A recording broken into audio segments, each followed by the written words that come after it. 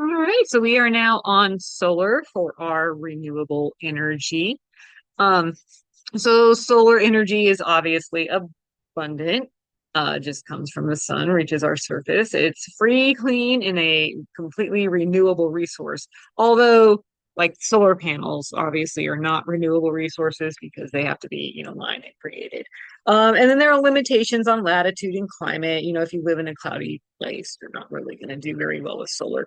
So here is a map showing the distribution of solar, and you can see it's very popular in the Southwest where it is pretty much always sunny. This is almost all desert here.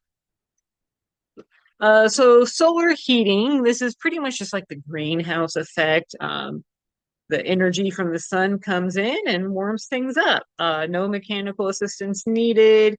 And then there is active solar heating, which does need, so passive doesn't need, that's the greenhouse. Active um, needs mechanical circulation of solar heated water. So that's what you might know some people that have like that in their homes. And I forget what they really call it, but they go down and they get the water from the subsurface and then it like is piped through the home and warms the home. And so that's what this is talking about. Oh, I know it's not. Never mind. Solar heated. Never mind. That I was my mind went to geothermal. No. Same thing, but with solar heated water, just not from the subsurface. Sorry, geothermal, I think is what we're going to be talking about next. And that will be brought up again. Solar electricity. So voltaic cells, we know them as solar cells. Convert solar radiation directly to electricity. And here's a picture of the semiconductor and then the electron flow. And so the sunlight kind of releases the electron and it flows through the current. Solar plants. This is a little outdated, but here are new solar plants that were planned to be put in between 2022 and 2023. I don't really know if they were all actually constructed or not, though.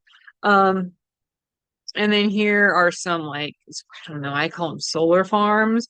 Um, this doesn't use those solar cells. So what it does is it concentrates all of this solar, all this light and energy and heat, and it reflects it onto these towers in the middle.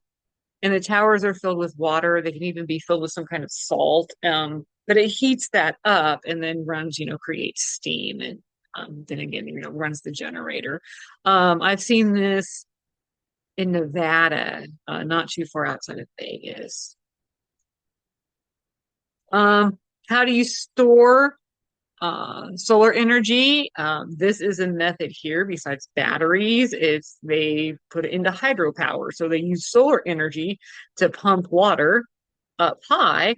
And then when you want to release that energy, you let the water fall. And then you get the energy out of the motion of the water falling like a windmill. So that's actually pretty smart. All right. So then here's geothermal, and we will be discussing this with the next lecture.